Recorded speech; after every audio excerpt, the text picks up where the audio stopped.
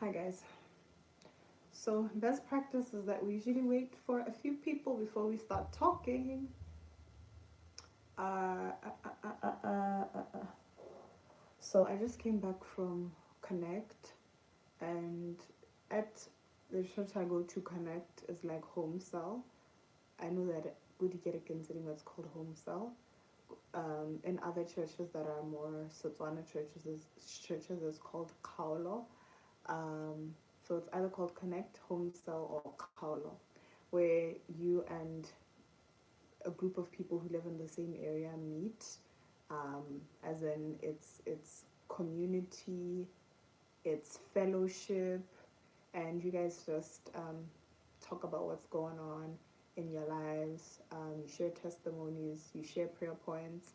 But in at the church I go to, it's more organized in that there are videos that the lead pastor of the whole church group has created a series of videos that he shares that we watch. So we're essentially having a watch party, or we have a watch party fortnightly, and then we discuss the points from the video, and then we also share, like I said, our testimonies as well as our prayer points.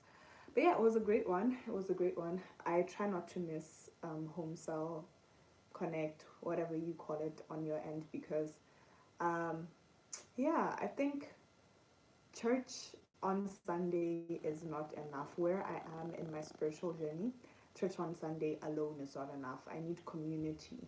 But that generally hela for a Christian. Um, if you leave it to just church on Sunday and not reading the Bible by yourself, um, you won't grow. You won't grow, and your success rate, or the rate of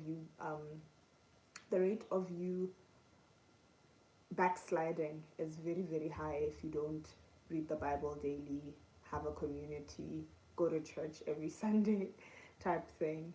Yeah, I think a lot of us like to lean onto our own understanding and think that um, we like to think that going to church here and there when we feel like it is just enough, but it really isn't. Anyway, that's not why we're here today. So today we're going to be talking about opposition, your ops. So we're building on what we spoke about yesterday, which was how a lot of some people like to think that they are bewitched.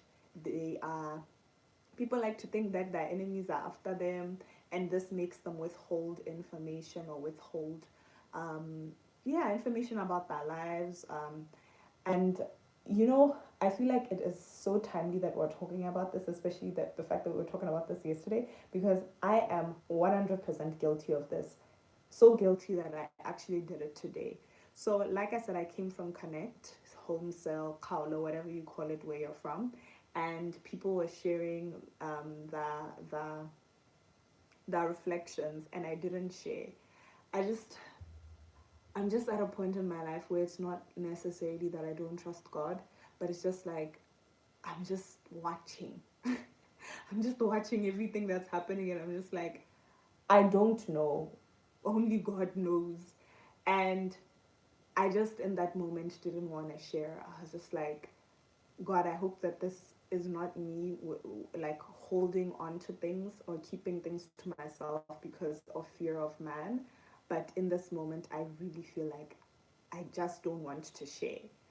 So it's interesting. You'll talk about something the day before, and then you'll be guilty of it the next day. It happens. We're human. But anyway, so we're talking about opposition, right? And something very interesting happened to me today.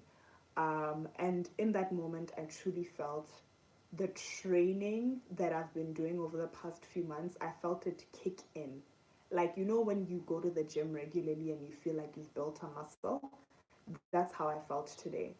I was faced with a situation where um, somebody who I work with was basically talking about me behind my back with my boss, and trying to recommend somebody else for my job. That's what happened. And I couldn't believe it. I absolutely could not believe it. In that moment, I felt hurt. And it was funny because I was actually talking I was with the people in that moment where when I discovered this information. And it was very heartbreaking for me. But in that moment, I really felt, like I said, I felt the training of this past year kick in that I did not react. I did not react. I did not feel hurt. I did not, okay, I felt hurt, but I did not feel overly emotional to the point of overreacting. I felt myself feel hurt. I felt myself ask myself, what are you going to do?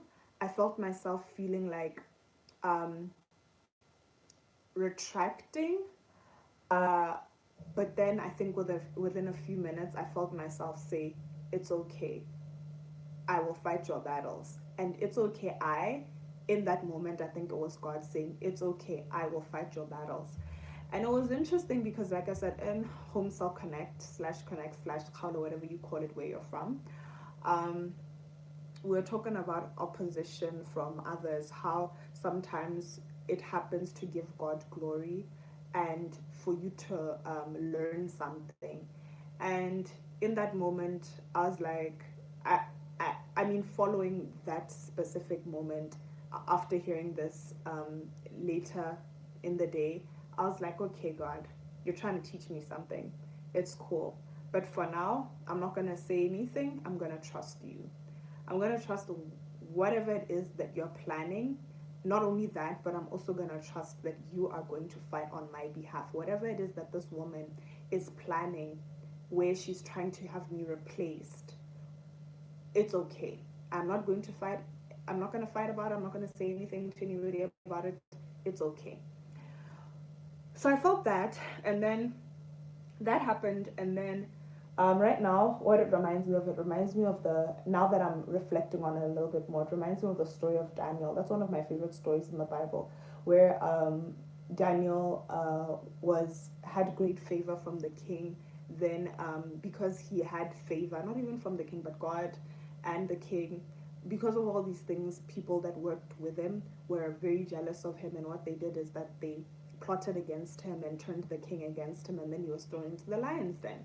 So, one of the things that I love is that other interpretations of the story is that they'll tell you that the lion's den might have been the safest place that Daniel could have been in. I really, really love that interpretation, but I digress. Anyway, so then I was thinking about this story and I was like, um, there's a part of the story where um, the king, after throwing Daniel into the lion's den, goes to his room and he prays and fasts the whole night. And then he wakes up in the morning and he goes straight to Daniel and he goes in the lion's den. And I think that's when he then releases Daniel after finding that no, indeed, he was not eaten by the lion. And it's so funny, it's so interesting, that story, because it shows you how it speaks to how people will do something to you. I remember a few months ago, one of my other bosses and one of my other colleagues was also, I don't know if I can say out to get me per se, but I faced quite a bit of opposition from her. And I remember that's when, around the time that I'd read the story of Daniel in the lion's den. So a couple of times that week, that night, those nights, I prayed and I referenced that story. And I felt things get a lot better, though things weren't like directly addressed, like these people were not confronted per se. I'd like to think that they were confronted by the Holy Spirit on my behalf. Yeah, because when things like this happen, you go to God and you're like, God, I need you to soften these people's hearts. Whatever they have against me or whatever, although I didn't do anything, I need you to soften their hearts for them to just be lighter, for them to let go and release whatever anger they have towards me, although I haven't done anything.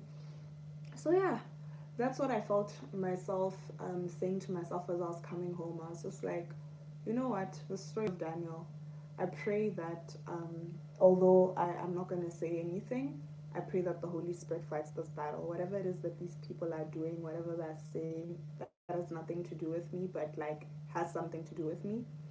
I pray that they're confronted by the Holy Spirit and not me, really, because I just don't know. Like, and it's, let's just be honest though, opposition sucks, especially when you're just like, what exactly did I do to deserve this? But I don't know, it's all a part of God's plan, and whatever it is that He's planning, whatever it is that He's building or fixing in you, let His will be done. Not my will, but His. Anyway, I'm done. Thank you so much for watching. I'll see you guys again tomorrow around the same time. If you by any chance found this video interesting, do let me know in the comments as well. Good night.